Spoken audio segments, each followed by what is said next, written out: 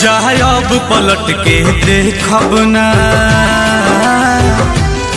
सपनों में जरी थे कब ना। जाए अब पलट के देखब ना, सपनों में जरी थे कब ना। हमनी के बीच खींच तू नफरत के लकीर गईलू, जहिया वादा से फिर गईलू, तहिए नजरी से गिर गईलू। ओ जहिया वादा से फिर गईलू, तहिए नजरी से गिर गईलू। जब पलट के देखब ना, सपनों में जरी थे कब ना।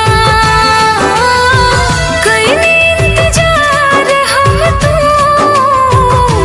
दूसर राह से गुजर गईला, जहिया बात से मुकर गईला, तही चित से